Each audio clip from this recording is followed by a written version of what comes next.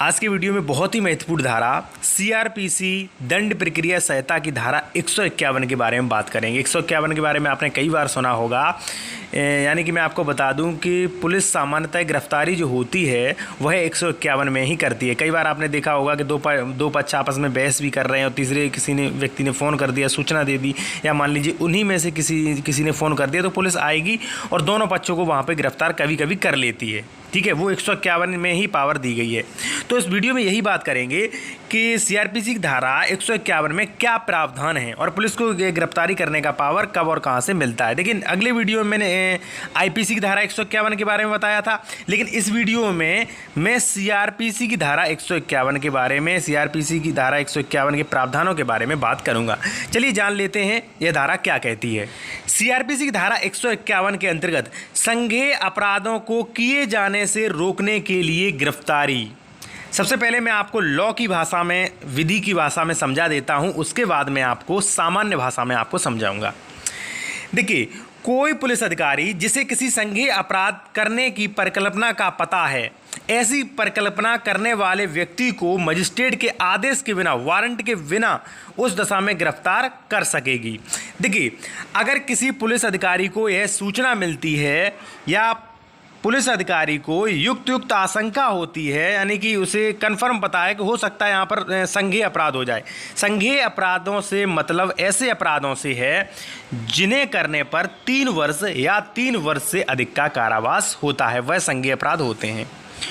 तो अगर किसी पुलिस अधिकारी को यह सूचना मिलती है कि यहाँ पर कोई विवाद हो रहा है और पुलिस अधिकारी को यह अभाव होता है, यह मालूम पड़ता है कि यहाँ पर हो सकता है कि भाई कोई गंभीर अपराध हो जाए, कोई संज्ञेय अपराध हो जाए, तो ऐसी कंडीशन में पुलिस अधिकारी को सीआरपीसी की धारा 151 यह अधिकार देती है कि वह पुलिस अधिकारी ऐसे व्यक्ति को बिना किसी मजिस्ट्रेट के आदेश के बिना किसी वारंट के उस व्यक्ति को गिरफ्तार करने का अधिकार रखती है। देखिए, ऐसा होना ज़रूरी भी है। ज़रूरी इसलिए है कि कई बार ये देखा जाता है कि देखिए, अगर मान लीजिए पुलिस को पता चल जाए कि यहाँ पर कोई संज्ञेय अपराध, कोई गंभीर अपराध हो सकता है, और पुलिस जब तक मजिस्ट्रेट की आज्ञा लेगी, जब तक वारंट आएगा, तब तक वो क्राइम हो चुका होगा। इसलिए पुलिस को अधिकार है कि कोई संज्ञेय अपराध ना हो सके, तो ऐसी स्थिति में पुलिस को यह अधिकार होता है कि ऐसे व्यक्ति को पहले ही गिरफ्तार कर लिया जाए, यानी कि संज्ञेय अपराध को रोकने के लिए उसे पहले ही गिरफ्तार किया जा सकता है। अक्सर मैं आपको बता दूं कि कई बार आपने ग्राम प्रधान के चुनाव में, कई बार चुनाव में आपने देखा होगा कि पुलिस जो होती है वो कई लोगों को अरेस्ट कर लेती है, अरेस्ट करके और थाने में बंद कर देगी जाके, और शाम को चुनाव खत्म होने के बाद उन्हें छोड़ भी देती है। ऐसा इस कंडीशन में होता है। पुलिस को ये अधिकार है, क्योंकि अगर मान लीजिए पुलिस को किसी व्यक्ति पर आशंका है कि ये व्यक्ति जो है यहाँ पर लड़ाई दंगा करेगा, तो ऐसी कंडीशन में वह चुनाव के टाइम पर उस व्यक्ति को गिरफ्तार कर लेगी और अपनी कस्टडी में रखेगी। चुनाव खत्म होने के बाद वह छोड़ देती है। एक उदाहरण है, ठीक है। और कई बार ये होता है कि पुलिस अधिकारी, जैसे मान लीजिए 2 पक्षों में विवाद हो रहा है, लाठी डंडे चल रहे हैं, तो ऐसी कंडीशन में पुलिस को पता चल गया तो पुलिस तुरंत आएगी और उन दोनों व्यक्तियों को गिरफ्तार कर लेगी।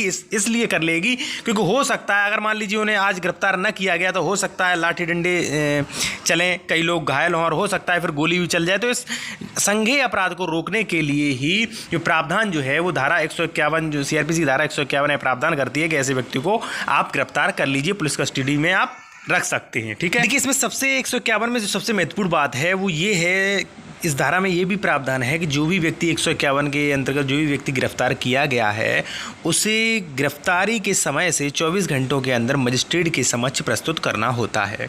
देखिए, जो भी व्यक्ति मजिस्ट्रेट के समक्ष प्रस्तुत किया जाएगा, अगर मान लीजिए उसके पास जमानतगीर हैं और वहाँ पे बंद पत्र की मांग की जाती है, इसके बाद वो व्यक्ति जो है छोड़ दिया जाएगा और उसके बाद जो भी है न्यायालय कार्रवाई की जाती है। अगर मान लीजिए कोई ऐसा व्यक्ति है जो 151 में गिरफ्तार तो हुआ है, लेकिन उसके बारे में अगर किसी भी अभियुक्त ने उसके बारे में कोई शिकायत नहीं की है, तो ऐसी स्थिति में उसे बिना मजिस्ट्रेट की सहायता लिए ही छोड़ दिया जाता है। जैसे मैंने अभी ग्राम प्रधानी का चुनाव दिया था, यानी कि चुनाव के चलते कई लोग गिरफ्तार कर लिए जाते हैं जिनकी कोई शिकायत ही नहीं होती है। मान लीजिए कई लोग, जैसे मान लीजिए चुनाव के टाइम पे वहाँ पे कोई आवाजाही करते मिल गया और पुलिस को शक हो गया, ऐसे में गिरफ्तार कर लेती है और शाम को उसे छोड़ देती है।